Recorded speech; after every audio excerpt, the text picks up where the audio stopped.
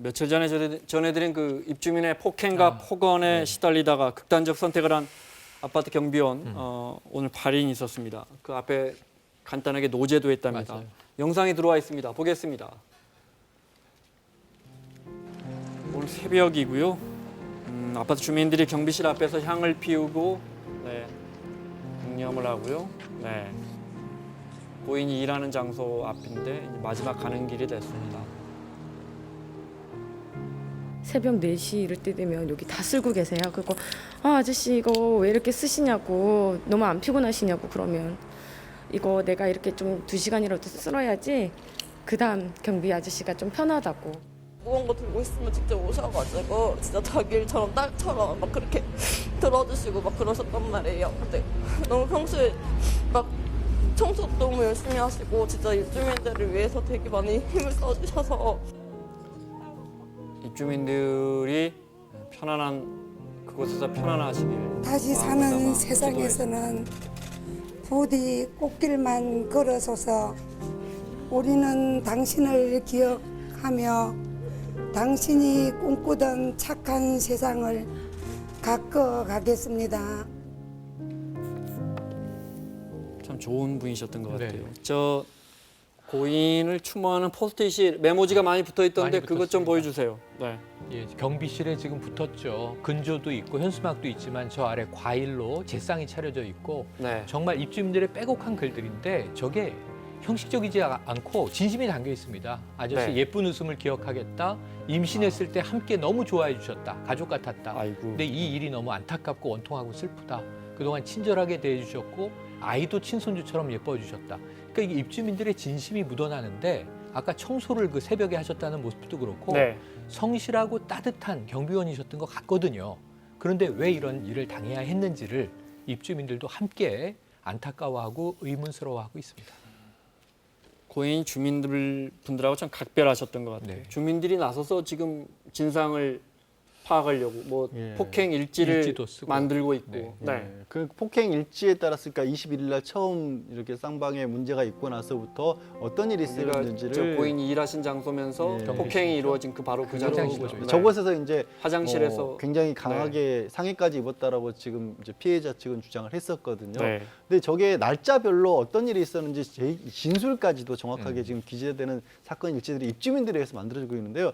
이건 굉장히 결코 쉬운 일이 아닙니다. 왜냐하면 보통 저희가 어떤 사건과 관련해서 무슨 얘기를 한다는 것은 나중에 본인이 뭐 경찰이나 수사기관에 가서 얘기를 해야 할 수도 있고 법정에 나가야 될 수도 있는 거거든요. 네. 그러니까 그만큼 실제 입주민들 입장에서도 이 고 경비원분과 굉장히 가까웠었고 이 죽음을 많이 안타까워하고 있다는 증거는 반증입니다. 네. 코뼈가 부러지는 등 전치 3주의 상해를 입었는데 그 가해자로 지목된 그래서 그 입주자를 고소했습니다. 그랬더니 그 가해자로 지목된 그 입주자가 이런 문자를 고인에게 보냈어요. 보면 머슴한테 가슴 맞아 넘어져서 디스크 수술해야 하는 등 무슨 망신인지 모르겠어. 네. 여기에 이 입주자의 인식이 드러납니다. 그러니까 경비원분을 머슴이라는 표현을 썼다라는 게 그리고 그 사람에게 맞았다는 게 창피하다, 망신스럽다 이렇게 보고 있다라는 게 바로 어찌 보면 이 사건에 전말이 들어있다고 그러면서 마치 쌍방 폭행처럼 예. 주장을 합니다. 그러면서 그 증거라고 상해 진단서를 네. 숨진 최 씨에게 경비원에게 보여줍니다. 저게 지금 YTN 단독 보도로 나온 네. 거예요. YTN 기자가 직접 이제 리포트를 하기도 했는데요. 네. 자, 그 어떻게 쌍방폭행이라면 증거가 있습니까? 그러니까 이 후유장애 진단서와 상해 진단서 2장을 보냈다는 거예요. 네. 그런데 이 사건 날짜와 일시, 장소 이런 게 가려져 있어요. 그래서 이걸 보여주셔야 이게 확증되는 거 아니냐? 그런데 이제 보여주지 않아서 자세히 보니까 통짜가 있더라는 겁니다. 네. 교통사고로 인한 상해 진단이었던 거예요. 그걸 이렇게 보여주면서 당신하고 같이 싸우다가 나도 다쳤어. 네. 그런데 이게 이 친형도 명백히 얘기했는데 2019년 8월에 있었던 교통사고예요. 지난해 여름입니다. 그 이후 목 디스크가 발생했다라는 내용인데 이거는 이번 그 쌍방폭행의 증거가 될 수 없지 않느냐 했더니 네. 그 이후에 한 의원에서 끄는 교통사고가 있었는데 밀쳐 넘어져서 그 통증이 더 악화됐다 네. 하는 걸 또 떼왔다는 거죠. 네. 이건 5월 4일 거더라는 거예요. 지금 이 쌍방 다툼이 있었다는 건 4월 사건입니다. 4월 21일부터 이 돌아가신 경비원은 3번의 폭행과 포원이 있었다고 이야기하고 있거든요. 근데 그중에 한 번일 텐데 5월 4일에야 기자의 취재에 응해서 나중에 뗀 이 진단서를 냈다고 하니까 신빙성에 문제가 있는 것 아니냐 하는 추정입니다. 유족의 그러니까 형의 이야기가 있습니다. 들어보겠습니다.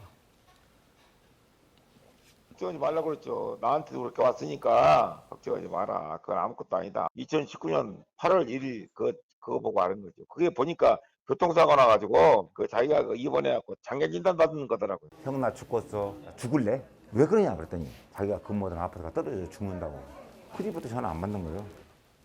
그러니까 저 진단서를 들이밀고 어떻게 할 거냐 하니까 이제 이분이 그렇죠. 원래는 부담을 받았던 거예요. 원래는 본인이 이제 폭행을 당했다라고 고소를 했었는데 맙고소를 하면서 상해 진단서를 들이밀면서 이제 문자로 이 디스크가 악화됐기 때문에 2천만 원 가까이 그렇죠. 치료비도 나와야 된다라는 얘기를 하니까 본인 이제 저 숨진 경비원분 입장에서는 억울하기도 하고 사실 굉장히 큰 돈이지 부담이 않습니까? 되기도 이런 하고. 부분들을 어떻게 극복해야 될지를 사실은 몰랐었을 것 같다. 답답함을 좀 느꼈을 것 같습니다. 가해자는 뭐라고 하죠? 가해자 같은 경우는 분명히 쌍방폭행이 있었다라는 네. 것이고요.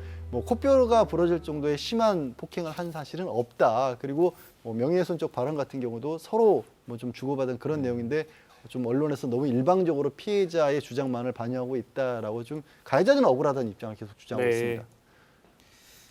가해자로 지목된 그 입주자가 그 모 가수의 매니저인데 네네. 그때 그러니까 그 가수가 이 가해자로 지목된 입주자에 대해서 뭐라고 했다면서요? 네, 맞습니다. 그러니까 지금 어떻게 되냐면 워낙 유명한 트롯 가수의 프로듀서 겸 매니저라고 알려졌는데 그 유명한 트롯 가수는 아니라고 했고요. 근데 과거에 트롯 가수의 프로듀서도 하고 또 조금 이제 덜 유명한 무명 가수의 이 매니저를 했던 것은 사실인 것 같습니다. 그런데 그 매니지먼트를 받았다고 하는 가수가 이 사건을 보고 자기도 유사하게 당했다. 폭행은 아니지만 폭언을 당했다. 네. 예를 들면 2년 동안 계약 기간 동안 하나도 영업을 안 해왔다는 거예요. 오히려 자신이 아르바이트를 하면 거기에 대해서 이제 수익을 나누자라고 요구를 했다는 거예요. 그러니까 이건 정상적인 매니저 관계는 아닌 것이죠. 그래놓고 이제 나는 당신과 그만 일하겠다고 했더니 그때 문자로 유사하게 엄청난 폭언이 날아왔다라고 하는 이야기를 내놔서 사실은 지금 좀 이 돌아가신 경비원과 유사한 일을 한 번쯤 겪었던 과거에 이제 이 사업 관계자가 있는 것 아닌가 하는 보도들이 나오고 있습니다. 법 개정 이야기가 나옵니다.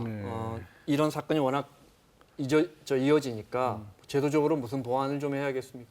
사실 이거를 보완한답시고 나왔던 법이 경비원 폭행이 여러 번 있었지 않습니까? 맞아요. 그러다 보니까 만들어진 법이 경비원분들에게 택배를 받는다거나 주차 문제를 해결하는 걸 하지 말라. 이걸 시키면 불법이다라는 법이 만들어졌어요. 근데 저는 이거야말로 전형적으로 보여주기식 법인 것 같아요. 현실하고 너무 안 맞잖아요. 그러니까요. 그러다 보니까 갑질을 하는 입주민들과의 관계에 있어서 경비원분들은 어떻게 할 것인지를 이 부분을 좀 막는 보완 대책이 좀 필요할 것 같습니다. 뭐 일각에서는 이제 이른바 직장 내 갑질법 이거를 좀 응용하는 게 어떻겠느냐 하지만 응용할 게 아니라 아예 그 부분을 새롭게 만들어야죠. 어떤 특정 업종 버스 기사분이나 이런 분들 폭행하면 훨씬 가중 처벌하는 그런 것도 있잖아요. 네, 그렇습니다. 자, 마무리하겠습니다.